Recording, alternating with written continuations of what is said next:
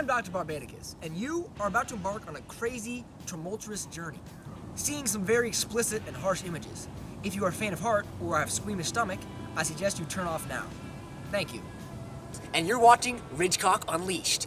Let's go. Hi, I'm Dr. Barbadicous, and I'm here with my good friends Horncaster and Fledgwing, and we're in the beautiful, absolutely gorgeous Ridgecock area, just off the coast of the Hawaiian Islands. And today, we're going to be surveying the populations for the balded, bearded, yellow-bellied fringetail. We're here in the thicket. We're gonna punch back deep into the darkest part of the forest here. The yellow bellies, we're gonna call them yellow bellies for short. You guys try and keep up. The yellow bellies like to be in the thicker, darker part of the forest. This right here is razor grass. Going the wrong direction on this, it'll cut you open. You'll bleed out within the hour. Dangerous stuff, you're gonna want to wear full pants and open-toe and closed-toed shoes. Upwards of 20 in the nest.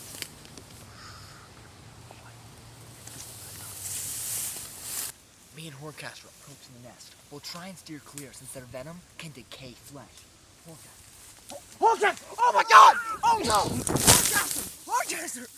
I didn't always see it going into it, but some people are just built for situations like this.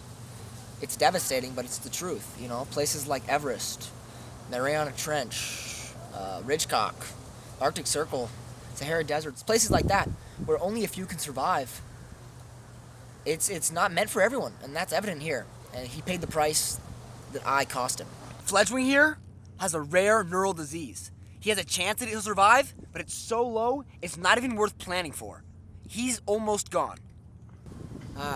After the unfortunate loss of Fledgwing, I was driven mad by what those without a PhD would consider grief.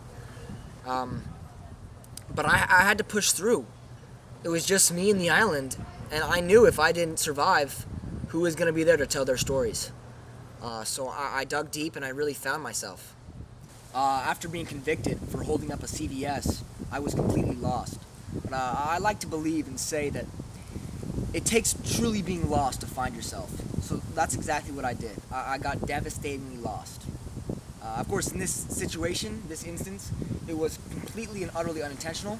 So I knew the only thing I could do was decrease energy output and increase energy input by doing a trick of the trade in the survivalist community, hibernation.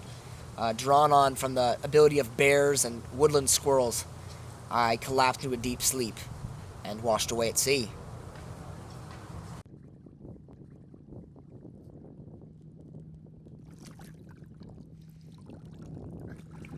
You may be wondering how an experienced survivalist such as myself would just wash away at sea while in the midst of hibernation.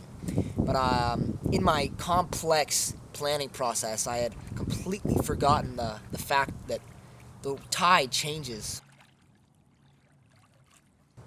I know when I watched the film, I could really tell you're an adventurous person now, but has it always been that way? Wow, now that's a good question. I wasn't always like that, but right around my 14th birthday was the first time I really dove into that adventurous spirit, and I actually convinced my Aunt Sherwin to hijack and drive an 18-wheeler over the gap of a highway bridge. I mean, that was more her adventure, you could say, but I was there to film and document the funeral. In the situation I found myself in, most people I think would be lost, confused, and scared. But I knew what had to be done. I remembered an old wives' tale my grandfather told me, and I fashioned a makeshift sea turtle trap. Within the hour, I had 7 turtles, each stronger and more voluptuous than the last. With a little bit of courage, a lot of dignity, and a few reeds, I was able to rope those turtles together and make a makeshift raft. I highly recommend you all get out there into nature and see what you can do. Because I always say, nature is Earth's way of telling us what it likes. I'm Dr. B, and this has been Shownet Weekly.